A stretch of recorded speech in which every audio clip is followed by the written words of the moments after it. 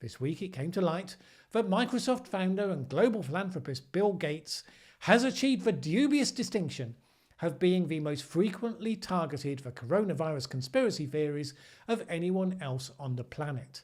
Because of course, here you have someone who's been doing more than almost anyone else in recent years to warn people about the prospect of a forthcoming pandemic, who has sunk major quantities of money into helping address it. Let's pick that guy out and blame the whole thing on him.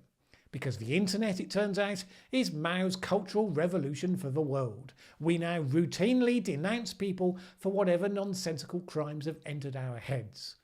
Never mind the billionaires who made their money through businesses that have no brand presence on the high street and who we've never heard of. You know, the ones that have not spent billions of dollars trying to eradicate diseases in developing countries, that have not largely spent their money to give back to the society that made their success possible. Those guys. And especially, let's ignore the ones who exploit their workers, use their wealth as a badge to do whatever they want for people around them because they can. Those people exist, but we'll ignore those people and we'll go instead for people like Bill Gates who actually care. Because this is the world we live in these days. If you'd asked me 30 years ago, I would have thought it unlikely I would be here mounting a defence of Bill Gates. I was an Apple man. Microsoft was the evil empire, the bewilderingly widespread tidal wave of mediocrity, the monopolist brought to heel by regulators for abusing its position to force people to use really bad Internet Explorer browsers rather than Netscape Navigator. Any web designer who lived through the period where you had to do multiple style sheet variations to cope with the quirks of Internet Explorer 7 and then a bunch of different quirks for Internet Explorer 8, none of those people loved Bill Gates. But so what? He made his money by being smart and being highly competitive, and then having shown that the smart application of technology could create highly successful businesses, he saw the billions of dollars he'd accumulated and decided that maybe the same smart approach could help solve problems that businesses wouldn't address left to their own devices. When he appeared on Stephen Colbert a while ago, he was asked, shouldn't billionaires just pay more tax? He said yes, they should, and pointed to the tax proposals he'd advocated for that. But then he added, that should be in addition to philanthropy, because he was in a position to be able to use some of his money to fund speculative initiatives that would not be appropriate uses of taxpayer dollars. And it's a solid point. Take the pandemic, for instance. There's a race to find a vaccine. Once we found it, one of the challenges will be to scale up its production fast enough to meet world demand, which you'd expect to be brisk, to say the least. Gates is building some of the highly specialised factories for different approaches now, knowing full well that most of those approaches will turn out not to be viable, and therefore the money for those factories will be wasted. But the ones that do turn out to be viable will have a head start in production. Now, what other process is going to invest in that way? Now, nobody should be put on a pedestal. Human beings are flawed. Bill Gates seems pretty grounded, maybe because he's already experienced hubris in his business career and he's now seeing beyond it. Maybe because he has an equal partnership with Melinda Gates and they keep each other real. Who knows? But since the Bill and Melinda Gates Foundation was set up 20 years ago, it has had a reputation for being ambitious, aiming for the total elimination of certain diseases, for instance. It's smart. They visit the people on the ground, find out the issues and support them. They try to take an entrepreneurial approach to spending the money to make it more effective. They fund research and make the results open access so that everyone could benefit from the peer-reviewed research and the underlying data that informed it. And they focus on diseases that kill lots of people in poorer countries, where the market incentives don't reward investment by the traditional pharmaceutical business model. Diseases such as malaria and tuberculosis. They look at basic nutrition, basic sanitation, agricultural development, family planning, basic healthcare, all key areas that most affect how people live their lives and more often how they end up losing their lives early. Such activity led conspiracy theorist David Icke to comment thusly.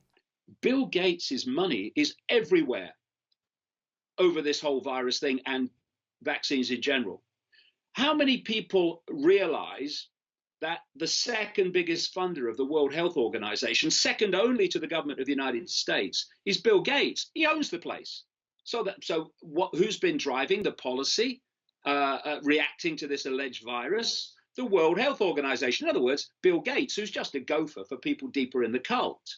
Yes, indeed, David. Bill Gates' money is everywhere trying to make the world a better place. What was your contribution again? Bill Gates may be the most hated person, and or most despised person, I should say, in the world at this point, due to this pushback, due to all of this being exposed by yourself. Oh yeah, solid job. Thanks, David. So, what is the conspiracy that Gates is meant to be at the heart of? Well, it partly comes down to the fact he did a TED Talk in 2015 where he warned us that we weren't prepared for the next pandemic. And what he predicted with that pandemic turned out to be right. So obviously that means he must have caused it somehow. His TED Talk was the equivalent of the supervillain who has the hero tied up and reveals all of his nefarious plans because he's so proud of himself. Huh? Oh, come on! You gotta admit this is cool! A bunch of the anti-vaxxers have dived in, seeing Gates' attempts to help us develop a vaccine to protect people against COVID-19 as being demonstrably evil in its own right. Some people suggest he's aiming to put microchips into people so they can be tracked, and that his secret plan is population reduction because the lizard people told him to, or something. I decided I was going to talk about this when I looked at Gates' YouTube channel. His latest video was one drawing attention to one of the remarkable people on the front line, Kapana Mabazo, who runs the Grow Great campaign to help stunted children in South Africa. Stunting in children is a major consequence of poverty. This woman, a doctor and a novelist, is trying to eliminate stunting from South Africa over the next decade. Important issue, amazing story. And the comments underneath the video were amongst the most awful car crash of humanity I have ever seen.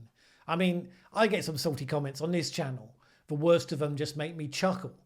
These were something else. Seriously, it just makes me want to bash my head against the table over and over again. According to some sources, such a phenomenon isn't random chance. The US State Department reported this week that Chinese, Russian and Iranian agents have been involved spreading claims about the pandemic. The European External Action Service reached similar conclusions in relation to Russia and China, both of whom are linked with the Bill Gates targeted conspiracies, apparently. Such efforts could not bear fruit, of course, if there wasn't a highly receptive people waiting to give outlandish claims credibility. It seems that in the era of polarised democracies and instant social media messaging, this is the front for the new Cold War. I mean, isn't it? Because if authoritarian governments are deliberately sowing discord and disinformation, isn't that a hostile act close to what you expect as an act of war? And, it's highly effective. Because in a politically polarised society, no government will be given licence to take robust action in response. I can't help but think this is going to be a major factor over the coming couple of decades.